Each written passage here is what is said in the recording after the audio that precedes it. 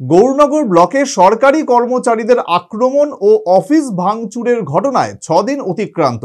Office চলাকালীন সময় office কর্মচারীকে মারধর সহ সরকারি সম্পত্তি ধ্বংস করে বুক ফুলিয়ে হাঁটছে 3 অভিযুক্ত।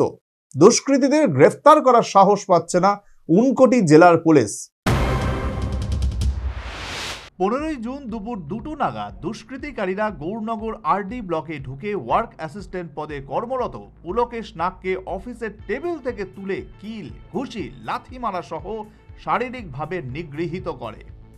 পুলকেশ নাগ ছাড়াও সেই কক্ষে কর্তব্যরত 2 সরকারি কর্মচারী পিঙ্কি পাল চৌধুরী এবং মহিতোষ পালকেও দুষ্কৃতকারীরা অফিস কক্ষ থেকে মারধর করে ধাক্কা দিয়ে বের করে দেয়। শুধু তাই নয়, ভাঙচুর চালানো হয় অফিসের কম্পিউটার সহ অন্যান্য আসবাবপত্র, তছনছ করা হয় জরুরি ফাইলপত্র। ঘটনার ভয়াবহতা এতটাই ছিল যে পিঙ্কি পাল চৌধুরী এবং মহিতোষ পাল দুজনেই অজ্ঞান হয়ে পড়েন ঘটনাস্থলে।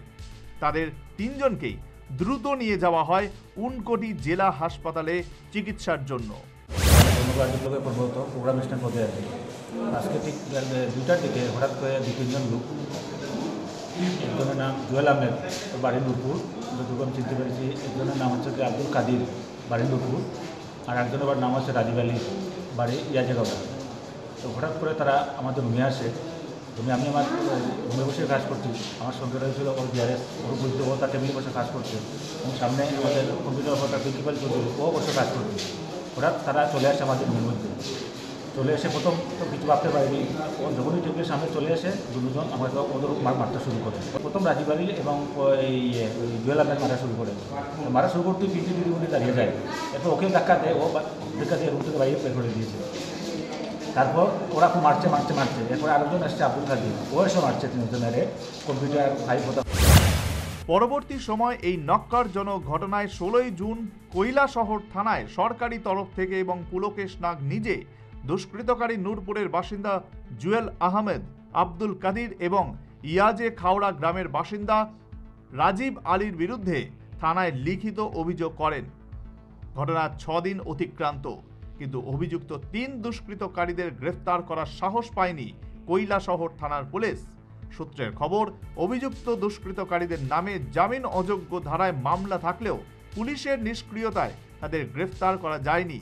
শুধুমাত্র অভিযুক্ত 3 দুষ্কৃতকারী নূরপুরের বাসিন্দা জুয়েল আহমেদ, আব্দুল কাদির এবং ইয়াজে খাওড়া গ্রামের বাসিন্দা রাজীব আলীকে গ্রেফতারের জন্য তাদের বাড়িতে গিয়ে পুলিশ এক প্রকার নাটক মঞ্চস্থ করছে। আর অন্যদিকে জামিন অযোগ্য ধারায় মামলা হওয়ায় হাইকোর্ট থেকে অগ্রিম জামিন নিতে দৌড়ঝাঁপ চালাচ্ছে অভিযুক্তরা। তাতে পুলিশ বাঁকা পথে তাদের পুলিশি জালে না তুলে সাহায্য করছে বলে অভিযোগ। সচেতন মহলের বক্তব্য, মুখ্যমন্ত্রী যেখানে স্বচ্ছ ভাবমূর্তি জনগণের কাছে রাখতে দিন রাত পরিশ্রম করে যাচ্ছেন, সেই জায়গায় কিছু শাসক দলের নামধারী অতি উৎসাহী যুবক বিভিন্ন জায়গায় বিভিন্ন ধরনের অপকর্ম ঘটিয়ে সরকারকে বদনাম করে যাচ্ছে। এত ঘটনা ঘটে যাওয়ার পরেও পুলিশ কোনো আসামিকে গ্রেফতার না করার ক্ষোভ সঞ্চার হচ্ছে জনসাধারণের মধ্যে। আশ্চর্যের বিষয়, সবকিছু জেনেও সবাই মুখে কুলুপ এঁটে বসে রয়েছেন। বিশেষ করে জেলা পুলিশ সুপার কান্তা জাঞ্জির এই বিষয়ে কোনো তৎপরতা দেখাননি। অভিযোগ, এই সব লোকেদের পিছনে শাসক দলের কয়েকজন প্রভাবশালী নেতার হাত রয়েছে।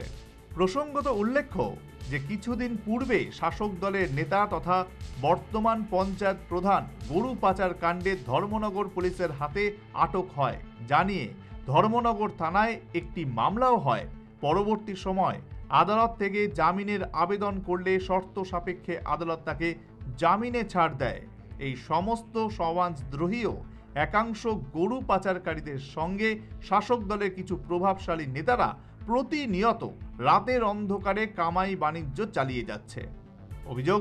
আর যখনই এই সমাজদ্রোহীরা আইনের বাধায় পড়ছে, তাদের বাঁকা সাহায্য করছেন কয়েকজন শাসক দলের জেলা পর্যায়ের প্রভাবশালী নেতা। এইসব দুমুখ নেতাদের কারণে সদ্য সমাপ্ত লোকসভা নির্বাচনে কৈলাসহর বিধানসভা কেন্দ্র থেকে শাসক দল বিরোধী দল থেকে ভোট কম পেয়েছে। এসব কারণে আগামী পঞ্চায়েত নির্বাচনেও শাসক দলের ভোট কমার সম্ভাবনা।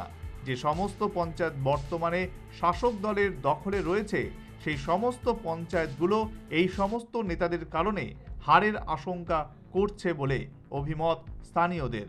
তবে পুলিশ যেভাবে চোখে কালো কাপড় বেঁধে অভিযুক্ত আসামিদের খুঁজছে তাতে আগামী এক যুগেও অভিযুক্তদের পুলিশ ধরতে পারবে কিনা তা নিয়ে সন্দেহ দেখা দিয়েছে।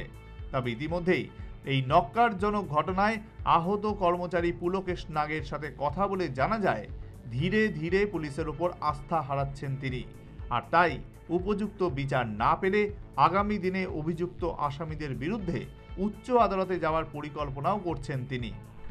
Bureau report, news vanguard.